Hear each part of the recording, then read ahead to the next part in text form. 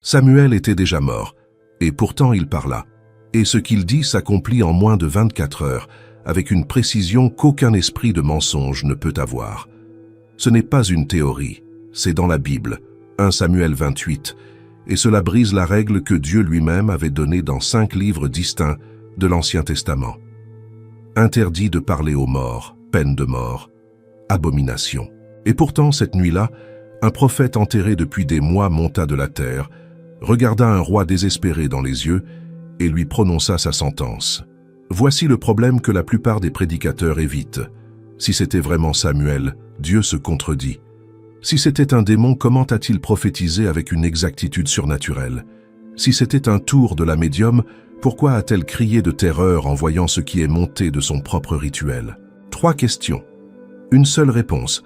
Et cette réponse change la façon dont tu dois lire tout ce qu'ils appellent aujourd'hui spiritualité, connexion avec les êtres chers ou consultation des morts. Dans ce qui suit, tu vas entendre 3 choses que presque personne ne te dit. Le mot hébreu exact qu'a utilisé la médium cette nuit-là, un seul mot que les traductions modernes adoucissent pour ne pas te déranger. Pourquoi les pères de l'Église se sont furieusement divisés sur ce passage pendant 3 siècles? Et pourquoi il y a un détail caché dans le verset 12 qui prouve que ce qui s'est passé cette nuit-là n'était pas ce que la médium appelait? Et avant que je termine, je vais te montrer quelque chose que des millions de personnes font aujourd'hui, à cet instant même, sans se rendre compte qu'elles répètent le même péché qui a détruit le premier roi d'Israël. Si tu es arrivé jusqu'ici, n'éteins pas. Le plus fort vient à la minute exacte où la médium crie « Bien, allons au commencement ». Vers 1025 avant Jésus-Christ environ. Saül n'est plus le jeune homme grand et timide qui se cachait parmi les bagages le jour de son sacre. 40 ans ont passé, ses cheveux sont devenus blancs, son regard s'est durci, et le plus important, l'Esprit de Dieu qui était venu avec puissance sur lui, selon 1 Samuel 10:10, s'est retiré. 1 Samuel 16:14 le dit sans détour.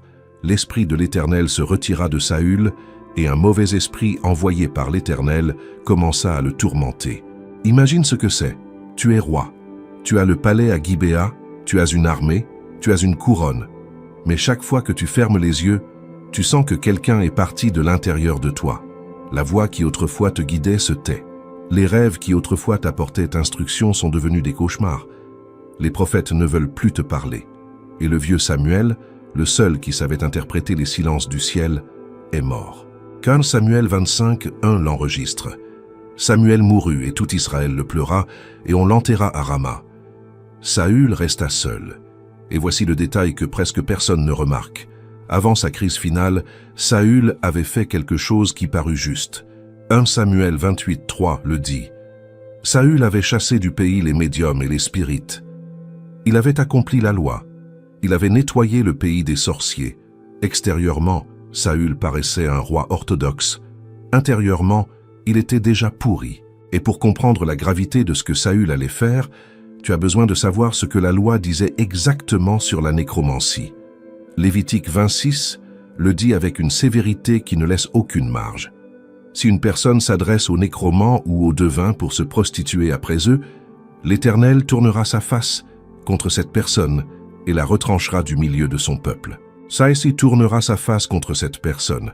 Cette expression hébraïque dans le contexte de l'Alliance est l'une des plus fortes de tout le Pentateuque. Elle signifie que Dieu lui-même devient l'opposant personnel de celui qui fait cela. Ce n'est pas seulement de la désobéissance, c'est un acte qui provoque le Dieu de l'Alliance à l'opposition directe. Et le verset 27 du même chapitre est encore plus radical. L'homme ou la femme qui a un esprit de divination ou qui est devin sera mis à mort. On les lapidera, leur sang sera sur eux. Lapider, c'était la peine. Et Saül, quand il marchait encore avec la faveur de l'Éternel, avait appliqué cette peine, il avait balayé le royaume, avait fait exactement ce que la loi demandait, avait probablement signé des ordres d'exécution, avait probablement assisté en tant que roi à la mort par lapidation d'un nécromant. Et maintenant, ce même roi s'apprête à rendre visite à une femme dont les collègues, il les avait lui-même fait mettre à mort. La paradoxa est glaçante. C'est important car cela montre quelque chose que la Bible répète en d'autres endroits. Tu peux obéir à la loi extérieurement et garder ton cœur ailleurs. Saül chassa les médiums, non pas parce qu'il aimait Dieu, mais parce que c'était son travail de roi. Quand le moment arriva, quand il se sentit acculé, il alla chercher exactement ce qu'il avait lui-même interdit. C'est la première leçon inconfortable de ce passage, et je vais la laisser ici car nous y reviendrons à la fin. Continuons. Les Philistins se rassemblent à Sunem. Saül campe sur la montagne de Gilboa, et quand il voit le camp ennemi, le texte dit qu'il eut peur et que son cœur trembla beaucoup. 1 Samuel 28:5. Alors Saül consulta l'Éternel, et voici le verset qui doit te briser, verset 6.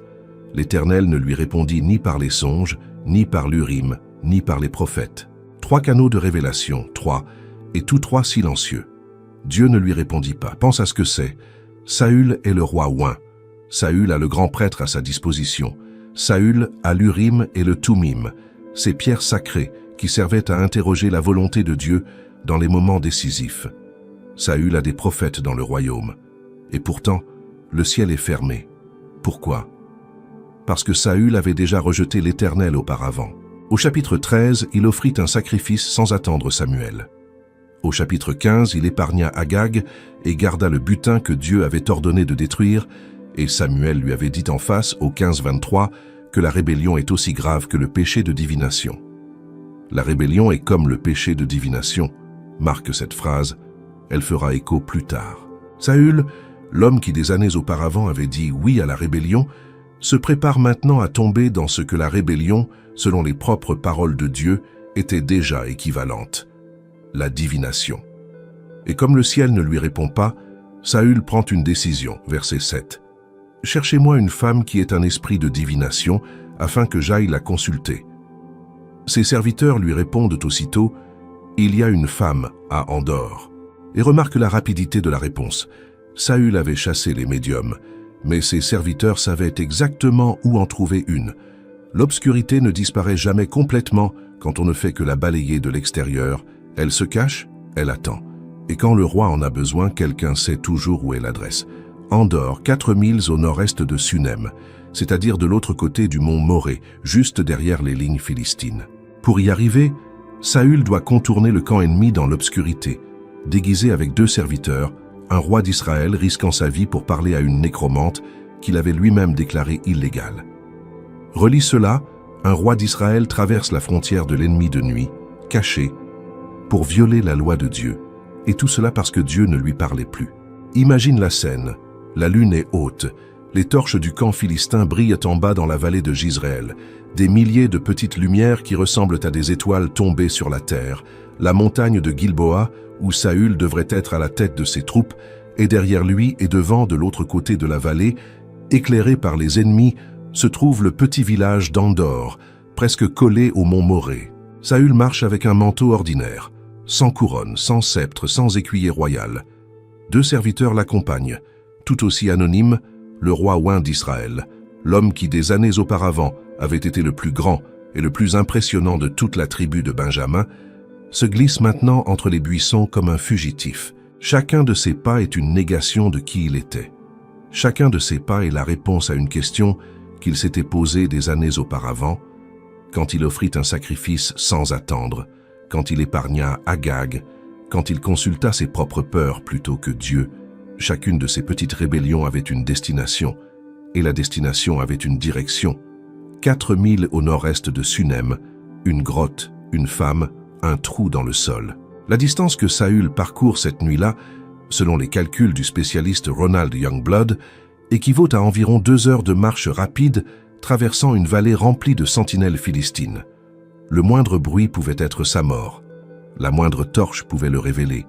Et pourtant, il continue de marcher, car le désespoir est plus fort que la peur de la mort quand l'âme est déjà morte. Saül était mort intérieurement bien avant que son corps ne tombe à Gilboa.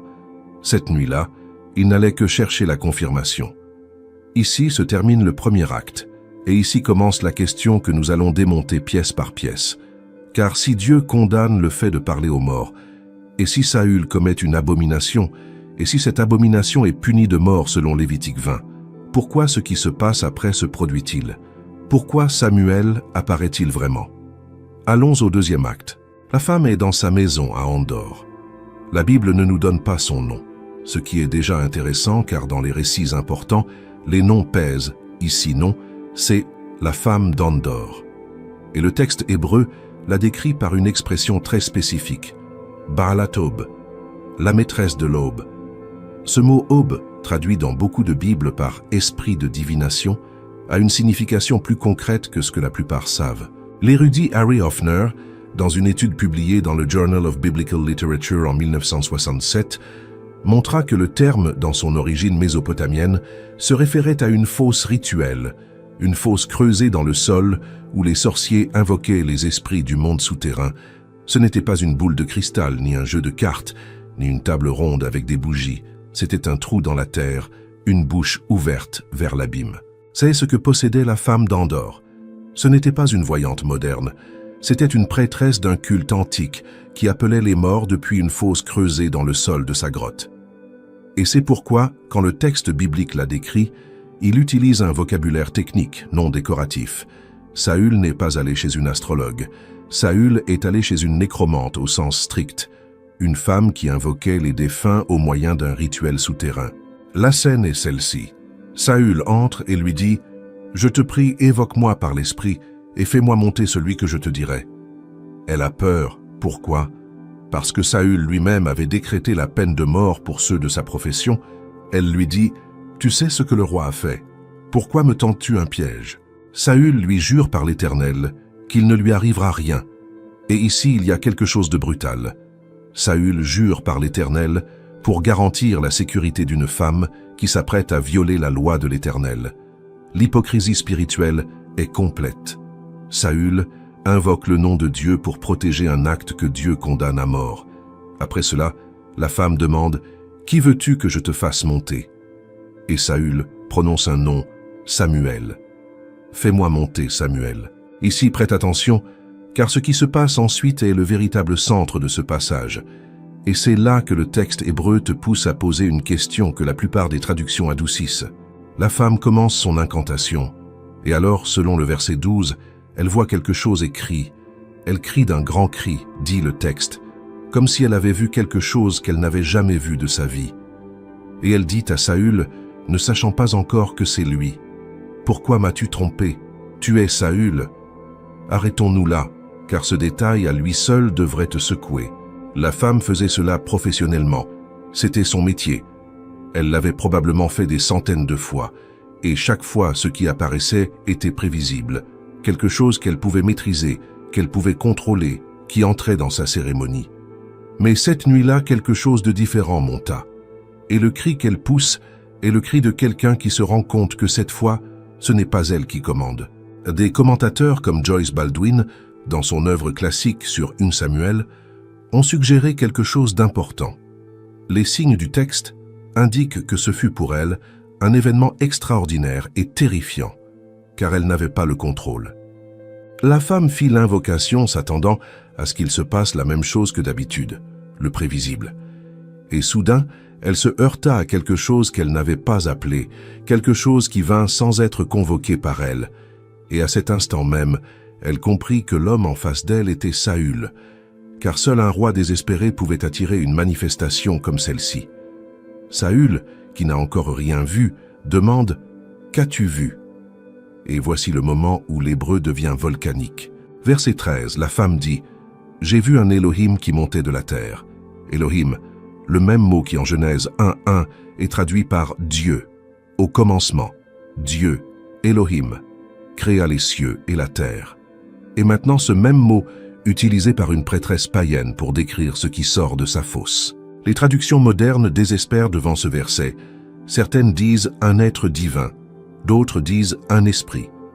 La Reina Valera dit « Dieu », la nouvelle version internationale dit « un spectre ». Et toutes ont des problèmes, car le mot du texte original est le mot le plus fort que l'hébreu biblique est pour désigner un être surnaturel. Pourquoi la femme utilise-t-elle Elohim?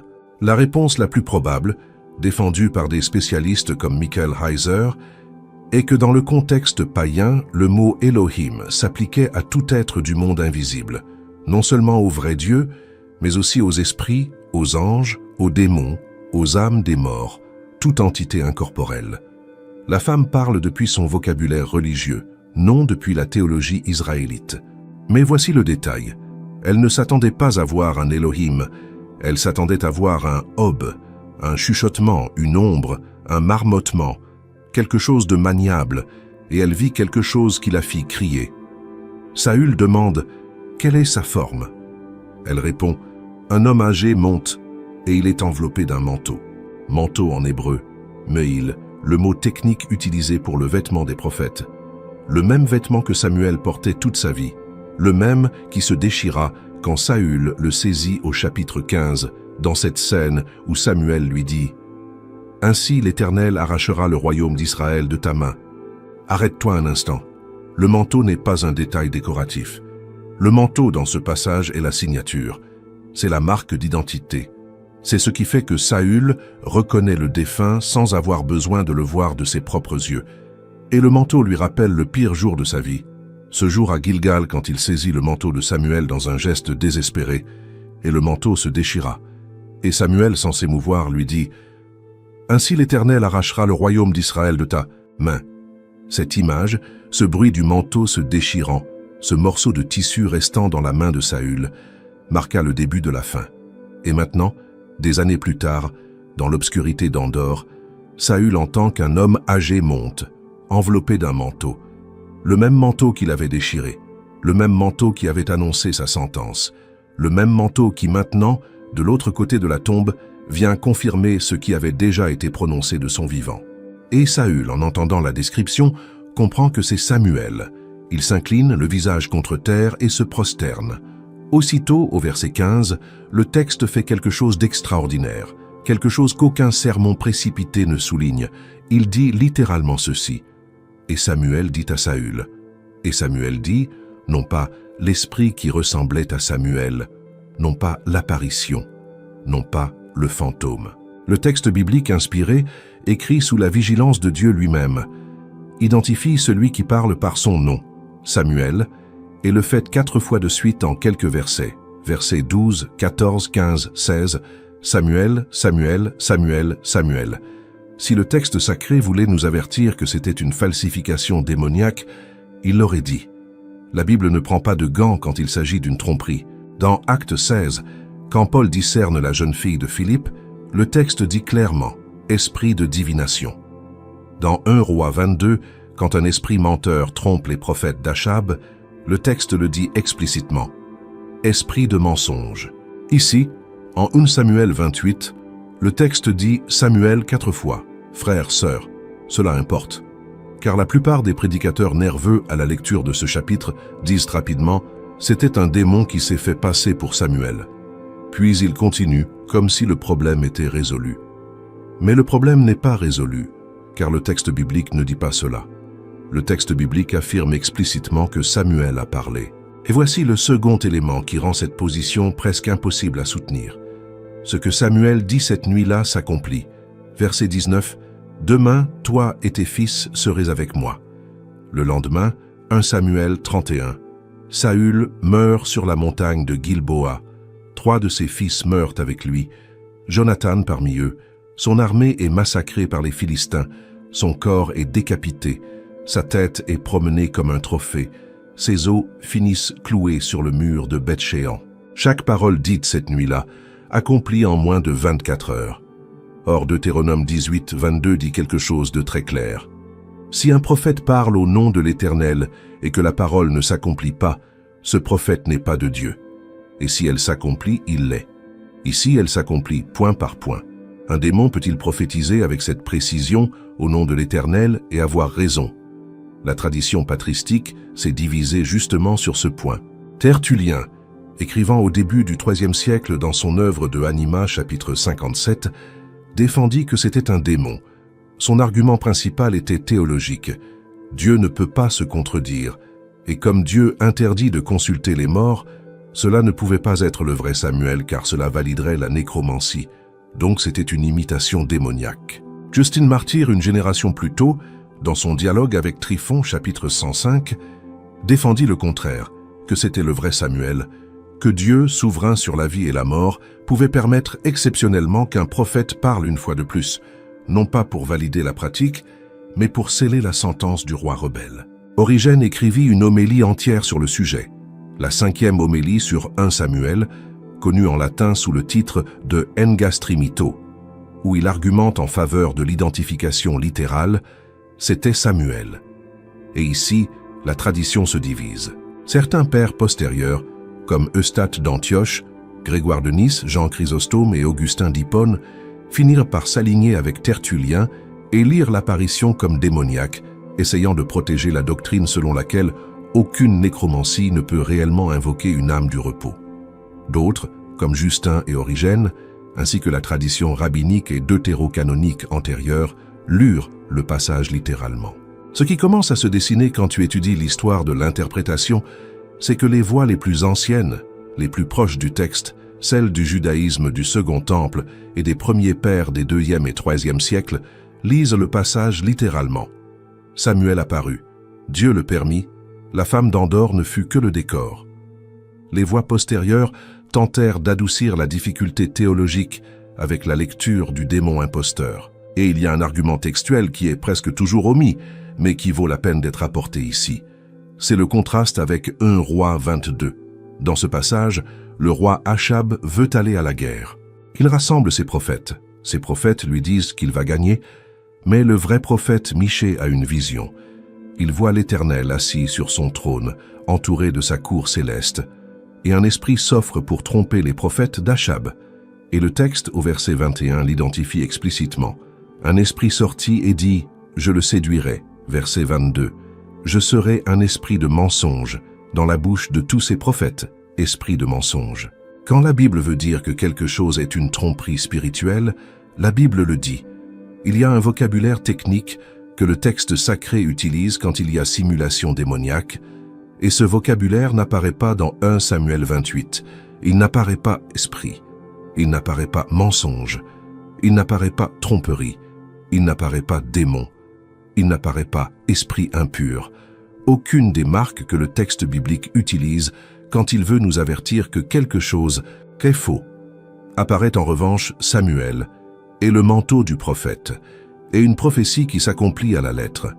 La seule lecture textuellement cohérente quand tu compares un passage à l'autre est qu'en 1 Samuel 28, le texte affirme ce qu'il dit, il ne dissimule pas, il n'avertit pas, il informe.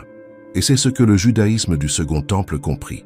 Il y a un témoignage que presque personne ne cite, le livre de l'Ecclésiastique Siracide, écrit vers l'an 200 avant Jésus-Christ par un sage juif nommé Jésus ben Sira, livre deutérocanonique non inclus dans le canon protestant mais accepté par la tradition catholique et orthodoxe, et au chapitre 46, verset 20. Il dit quelque chose qui vaut de l'or pour comprendre ce passage. Il parle de Samuel après sa mort et dit textuellement qu'après s'être endormi, il prophétisa et annonça au roi sa mort.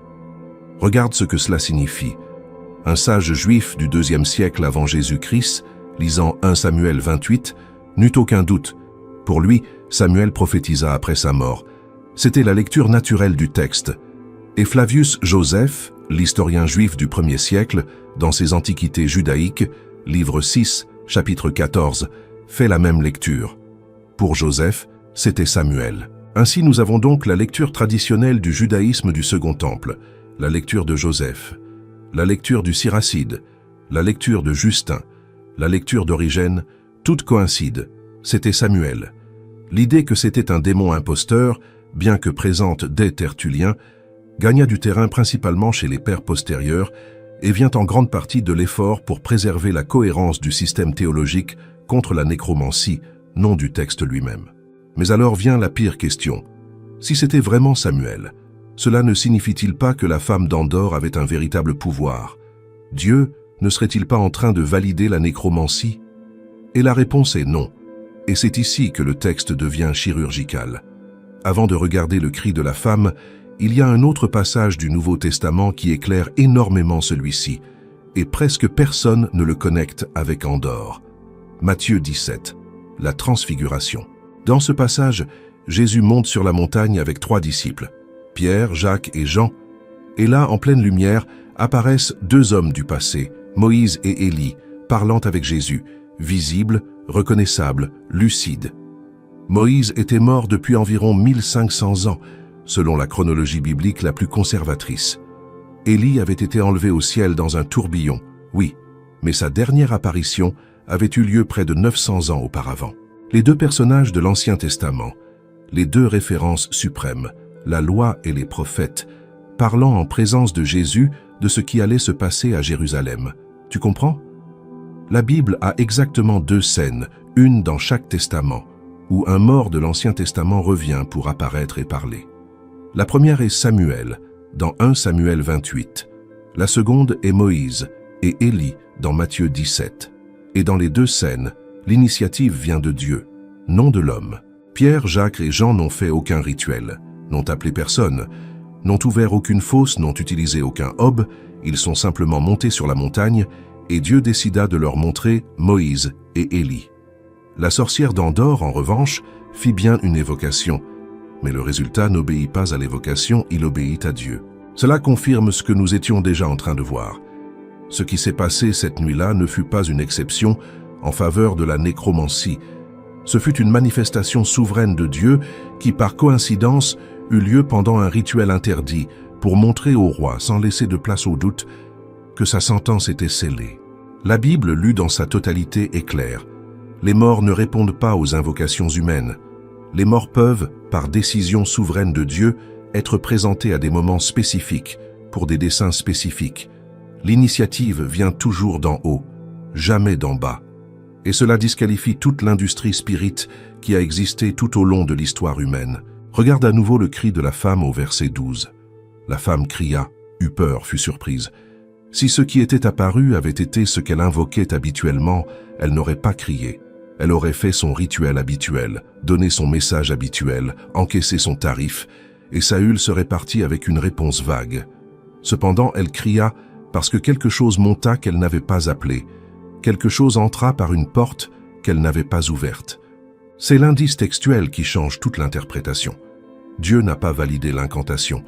Dieu a fait irruption dans l'incantation.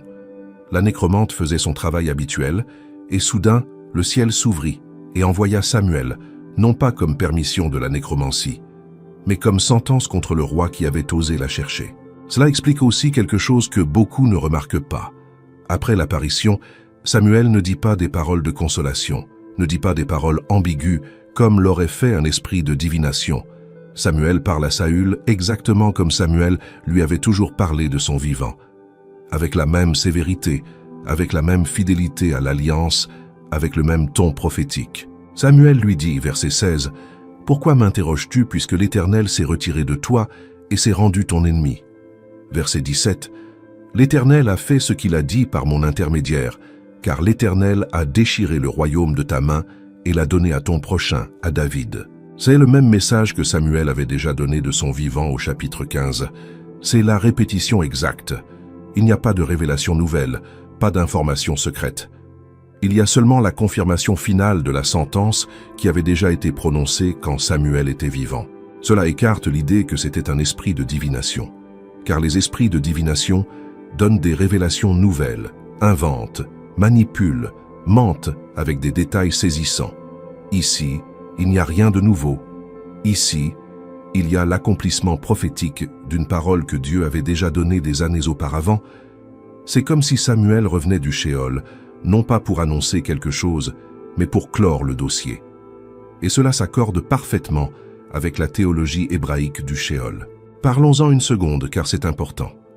Dans la pensée hébraïque de l'ancien Israël, les morts justes n'allaient pas dans l'enfer chrétien du Nouveau Testament. Ils allaient dans le Shéol, une région souterraine, un lieu d'attente où les âmes reposaient jusqu'au jour final. Ce n'était pas un tourment, ce n'était pas le paradis, c'était une attente. Le mot Shéol apparaît 65 fois dans l'Ancien Testament, et les rabbins pendant des siècles le décrivirent comme une immense chambre, profonde sous la terre, divisée en régions. Là, selon les textes rabbiniques postérieurs, les justes attendaient consolés et les impies attendèrent dans l'angoisse, mais tous attendaient. Le jour du jugement final n'était pas encore venu, la résurrection n'avait pas encore eu lieu, le Messie n'avait pas encore ouvert la porte. Quand Samuel mourut, son âme descendit au Shéol, et elle y reposait en paix pendant tout le temps où Saül s'enfonçait dans sa folie. Ce que la femme d'Endor fit cette nuit-là avec sa fosse souterraine fut de tenter de percer cette frontière. Sa prétention était d'appeler une âme depuis le repos des justes vers le monde des vivants, Et selon le texte hébreu, ce qui montait habituellement quand elle faisait l'invocation était quelque chose de maniable, quelque chose qui entrait dans son contrôle, probablement un esprit trompeur, une imitation, une ombre fabriquée par le même pouvoir démoniaque qui se cache derrière toute nécromancie.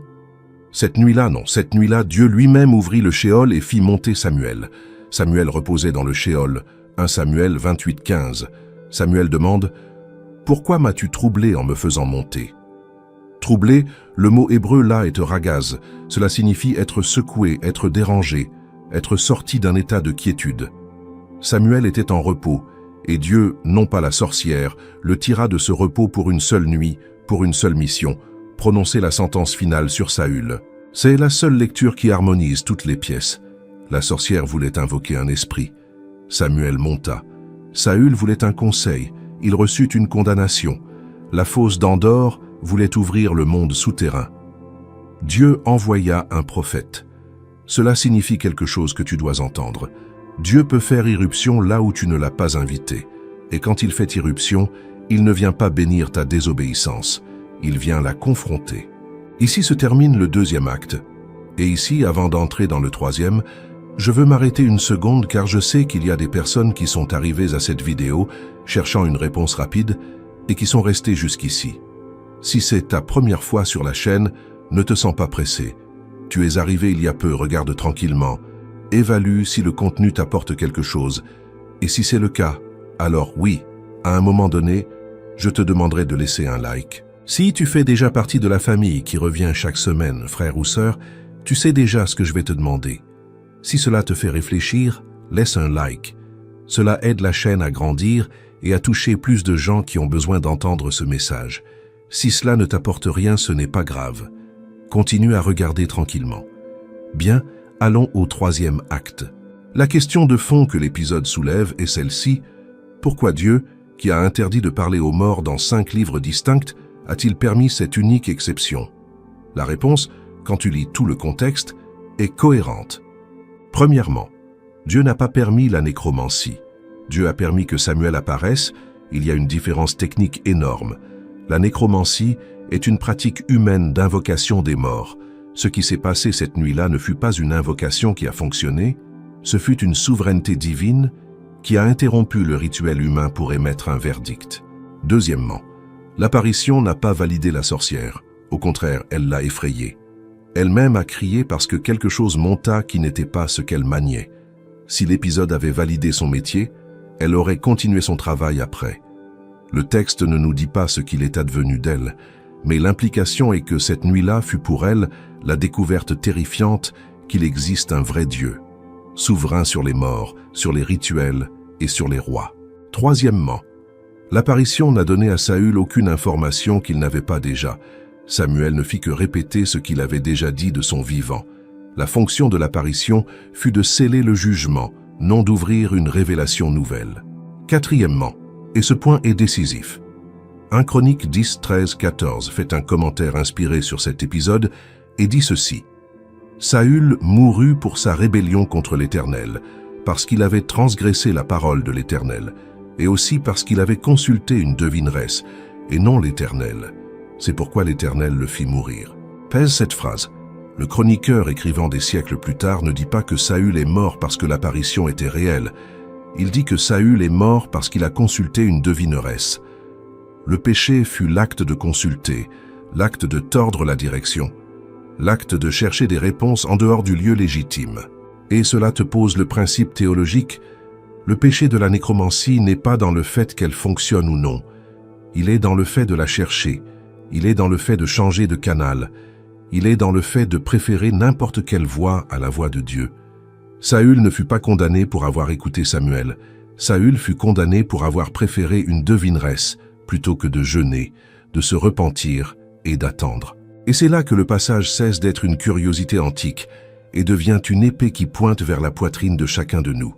Pense, combien de personnes aujourd'hui, en ce moment même, se sentent comme Saül? Dieu se tait. Les rêves n'apportent pas de réponse. Les prophètes, les pasteurs, les amis spirituels ne semblent pas aider. L'urgence sert. Et alors, dans la nuit, caché, déguisé, ils ouvrent la mauvaise porte. Certains vont chez l'astrologue, d'autres cherchent le tarot, d'autres consultent le médium chrétien qui dit avoir un don spécial, d'autres parlent à la spirite qui assure apporter des messages du mari décédé, d'autres appellent la ligne de la voyante du programme télévisé, d'autres ouvrent l'application de divination qui leur promet la réponse exacte. Et tous font exactement ce que Saül a fait. Ce n'est pas de la magie. C'est la décision de changer la voix de Dieu par n'importe quelle autre voix quand le ciel garde le silence. Plus, frère, Luc, quelqu'un va me dire « C'est différent. Je veux seulement me consoler. Je veux seulement savoir si ma mère va bien. Je veux seulement un message, une parole, un signe. » Je te comprends. Et je le dis sans ironie. La douleur du deuil est réelle. L'absence d'un être aimé peut te briser en morceaux. Je ne suis pas ici pour juger cette douleur, mais je dois te dire quelque chose qui vient du texte, non de moi. La Bible ne sépare pas entre nécromancie consolatrice et nécromancie ambitieuse. Les deux sont la même chose. Saül non plus n'y est pas allé par curiosité. Saül y est allé désespéré. Saül y est allé avec une douleur réelle. Saül y est allé parce qu'il sentait qu'il ne pouvait plus, et pourtant la loi s'appliqua. La consolation légitime pour le deuil, selon les Écritures, vient du Saint-Esprit, vient de la communauté de foi, vient de la prière, vient du psaume 23, vient de la promesse de la résurrection, vient de la présence du Christ qui a promis de ne pas te laisser seul. Ce qui ne vient jamais, jamais, c'est d'une séance de spiritisme, ni d'une consultation chez le médium, ni d'une connexion avec l'être cher décédé. Et voici une donnée que peu de prédicateurs osent dire, mais c'est ce que le texte enseigne. Si lors d'une séance de spiritisme, quelqu'un apparaît qui dit être ton père, ton fils, ton mari décédé, et qu'il te donne des données exactes, te console, te dit des choses que seul lui pouvait savoir, cela ne signifie pas que c'était eux. Cela signifie qu'un pouvoir réel, non humain, connaît ces données et les utilise, car il y a une autre entité spirituelle dans la Bible qui a une caractéristique précise, elle imite, elle trompe, elle se transforme. 2 Corinthiens 11, 14 dit que Satan se déguise en ange de lumière, et si Satan peut se déguiser en ange, il peut aussi se déguiser en ta mère décédée. Il peut savoir des détails, peut utiliser des noms, peut pleurer, peut consoler, peut dire des choses magnifiques, et pendant que toi, ému, tu pleures, il ouvre une porte qui ne se ferme pas après. C'est la différence entre ce qui s'est passé à Andorre et ce qui se passe dans n'importe quelle séance spirit. Aujourd'hui à Andorre, Dieu a fait irruption une seule fois pour une seule sentence contre le roi rebelle. La règle, avant et après, reste intacte. Les morts ne répondent pas aux vivants. Et quand quelque chose semble répondre, ce n'est pas ce que tu crois. Cela doit te poser une question. La voix de Dieu, quand elle se tait, ne se tait pas pour t'abandonner. Elle se tait pour t'apprendre à attendre. Elle se tait pour que tu apprennes que ta vie ne se soutient pas par des réponses immédiates, mais par la confiance en celui qui t'aime, même quand il ne parle pas. Et la question que le passage te lance n'est pas « la divination fonctionne-t-elle ou ne fonctionne-t-elle pas ?» La question est « qui est ton roi ?» Car si ton premier mouvement quand il n'y a pas de réponse d'en haut est de traverser la frontière, alors ton roi n'a jamais été Dieu. Ton roi a toujours été la réponse, et n'importe quelle voix qui te donnera la réponse deviendra ton Dieu. Saül aurait pu se prosterner, aurait pu jeûner, aurait pu confesser les péchés accumulés, aurait pu chercher le grand prêtre autrement, aurait pu attendre. Mais attendre exige de l'humilité. Et Saül, cette nuit-là, n'avait plus d'humilité. Il avait la panique, et la panique cherche toujours des raccourcis. Il y a un détail que le texte laisse presque en silence. Quand Samuel finit de parler, Saül tombe à terre, le visage contre terre, et reste immobile. Verset 20. Il est dit qu'il était sans force, car il n'avait rien mangé de toute la journée et de toute la nuit, il n'avait pas mangé, et pourtant ce n'était pas seulement la faim physique, c'était l'effondrement final. La sorcière, le voyant ainsi, insiste pour qu'il mange quelque chose. Elle tue un veau, lui prépare du pain sans levain, le nourrit comme une mère nourrit un enfant malade, et ici se passe quelque chose de presque insoutenable à lire. Celle qui pratiquait l'abomination, la femme condamnée par la loi, et celle qui montre de la compassion humaine. Cette nuit-là, le roi, oint par Dieu, en revanche, gît sur le sol, vaincu, vide, condamné. L'inversion est brutale. Celle qui pratiquait L'abomination a pitié. Celui qui l'a interdite par la loi est en train d'être détruit par sa propre rébellion. Et pourtant, la pitié de la sorcière ne peut pas sauver Saül. Elle lui donne des forces pour se lever, oui. Elle lui donne du pain pour retourner à la montagne de Gilboa, oui. Mais elle ne peut rien inverser. Ce que Samuel a dit est scellé. Le lendemain, Saül meurt. Et le texte biblique au chapitre 31 le décrit avec une sobriété qui déchire. Les Philistins attaquent, les fils de Saül tombent. Saül est blessé par les archers. Il demande à son écuyer de le tuer. L'écuyer ne veut pas. Saül prend sa propre épée et se jette dessus. Imagine la scène. La montagne de Gilboa, pente rocheuse, sol sec, pierres calcaires blanches reflétant le soleil de l'été. Les archers philistins avancent en vagues, les flèches obscurcissent le ciel. Jonathan le prince est déjà mort. Abinadab, un autre fils aussi. Malki-Choua, le troisième, tous trois tombés avant leur père, exactement comme Samuel l'avait dit. Toi et tes fils serez avec moi. Saül, déjà transpercé de 3 flèches, essaie de se cacher entre les rochers. Un écuyer l'accompagne. Il supplie le jeune homme d'en finir, de le tuer, avant que les incirconcis ne le capturent en vivant. L'écuyer, paralysé, ne peut pas. Il tient entre ses mains le roi oint par Dieu, il ne lui obéit pas. Et alors Saül, l'homme qui 40 ans auparavant avait été le plus grand et le plus prometteur d'Israël, prend sa propre épée, la fixe avec la poignée dans la terre, la pointe vers le haut et se laisse tomber. Le premier roi d'Israël finit en se suicidant sur le champ de bataille. Son écuyer, voyant cela, fait de même, il tombe sur sa propre épée et meurt à côté de son seigneur. Et tout cela, chaque détail, accomplit ce que Samuel avait dit la nuit précédente depuis l'obscurité d'Endor. Demain, toi et tes fils serez avec moi. Accompli, accompli à la lettre, 3 fils morts, le roi mort, l'armée vaincue, Israël ravagé. Et plus encore, les Philistins trouvent le corps de Saül le lendemain. Ils lui coupent la tête, lui enlèvent ses armes, la tête est promenée dans les villes de Philistie comme un trophée, les armes sont suspendues dans le temple de la déesse Astarté. Le corps, avec celui de ses fils, est cloué sur le mur de Beth-Shéan. La prédiction fut non seulement accomplie, mais accomplie avec excès. Chaque parole qui sortit cette nuit-là des lèvres du Samuel ressuscité se matérialisa en quelques heures, en une série de faits vérifiables, enregistrés, datables. Cela écarte toute possibilité de fraude.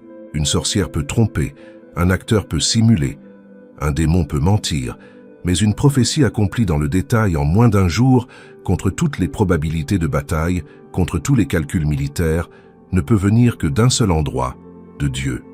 Et c'est pourquoi le texte biblique identifie le défunt sans dissimuler comme Samuel, car c'était Samuel, pour une seule nuit, pour une seule mission, pour sceller une seule sentence. Frères, sœurs, nous arrivons à la conclusion. Et avant de conclure, il y a 3 choses que tu dois emporter de ce passage. 3 choses qui ne sont pas mon opinion, c'est ce que le texte, lu avec honnêteté, te livre. Première chose, Dieu ne contredit pas sa propre loi quand Samuel apparaît. Ce qui se passe à Endor n'est pas Dieu validant la nécromancie, c'est Dieu faisant irruption souverainement dans la pratique interdite pour émettre sa sentence finale sur un roi qui était déjà condamné. La sorcière n'a rien contrôlé cette nuit-là, c'est pourquoi elle a crié. Dieu a utilisé la fausse pour parler, oui, mais non pas parce que la fausse avait du pouvoir. Il l'a fait parce qu'il est souverain, même sur les endroits que l'homme destine au péché. Deuxième chose, le véritable péché de Saül ne fut pas d'entendre Samuel, ce fut d'aller chez la sorcière, et voici la leçon qui doit te faire mal. Le péché de la consultation des morts ne se mesure pas à son efficacité, il se mesure à sa recherche. Si ton cœur change de canal quand le ciel ne répond pas, tu es déjà en péché, même si aucune réponse n'arrive. Saül fut condamné pour la traversée nocturne, pour le déguisement, pour le faux serment, pour le nom de l'Éternel invoqué pour couvrir un acte que l'Éternel interdit. Il ne fut pas condamné pour la réponse qu'il reçut. Il fut condamné pour la question qu'il posa au mauvais endroit. Troisième chose, ce que la Bible condamne n'est pas la croyance en la vie après la mort. Ce qu'elle condamne, c'est de chercher les morts au lieu de chercher Dieu. Il y a une différence technique entre croire que les âmes continuent après la mort et tenter d'établir une communication avec elles. La foi chrétienne a toujours affirmé la première chose, toujours rejeté la seconde, et cela n'est pas optionnel.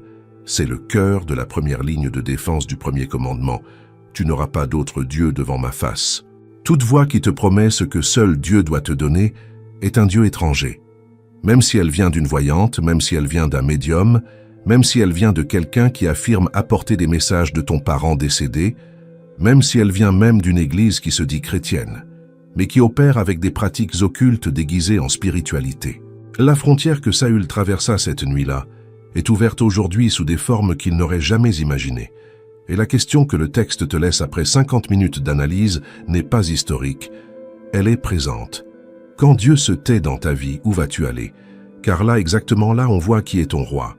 Saül alla à la montagne de Gilboa le lendemain, sachant déjà qu'il allait mourir, et il mourut, accomplissant chaque parole. Imagine l'autre scène.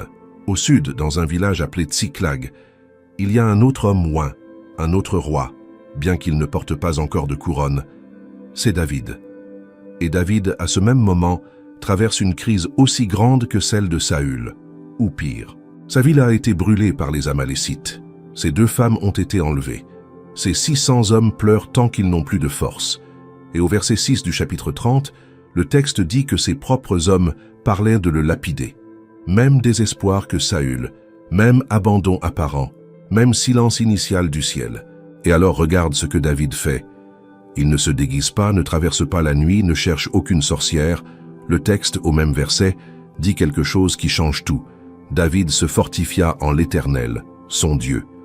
Et ensuite, au verset 7, il appelle le prêtre Abiatar et lui demande l'éphod, l'instrument légitime, la consultation correcte, la porte ouverte par Dieu lui-même pour connaître sa volonté, et Dieu lui répond. La différence entre Saül et David, en dernière instance, fut une seule. Quand Dieu se taisait, David attendait. Quand Dieu se taisait, Saül traversait la frontière. Tous 2 perdirent tout en quelques heures. Tous 2 furent acculés. Tous 2 sentirent le ciel se fermer. La différence ne fut pas l'épreuve. La différence fut la réponse. Saül, dans sa nuit, chercha une fosse. David, dans son jour, chercha un éphod.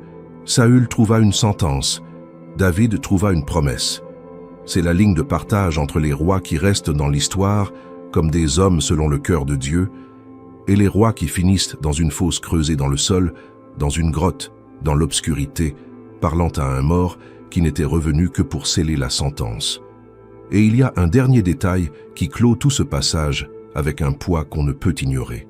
1000 ans après la nuit d'Endor, un autre homme de la lignée de David se trouva aussi dans une grotte, mais cette fois, ce n'était pas pour invoquer un mort, c'était pour ressusciter. Marc 16, Luc 24, Jean 20. La pierre est roulée, la grotte est vide. Le Messie sort par ses propres pieds avec un corps glorifié, sans besoin d'aucun rituel, sans qu'aucune sorcière ne l'ait appelé, sans qu'aucune fosse ne l'ait invoqué. Il sort parce que Dieu lui-même l'a ressuscité. Et alors, ce même Christ, avant de monter vers le Père, dit quelque chose qui change pour toujours le problème de la nécromancie. Apocalypse 1, 18. Je suis celui qui vit, j'ai été mort, et voici, je suis vivant au siècle des siècles, et je tiens les clés de la mort et du séjour des morts. Le séjour des morts grec, dans la version de la Septante, est exactement le même mot hébreu que nous appelons Sheol, la région souterraine du repos, la chambre des morts. Je tiens les clés. Arrête-toi sur cette phrase.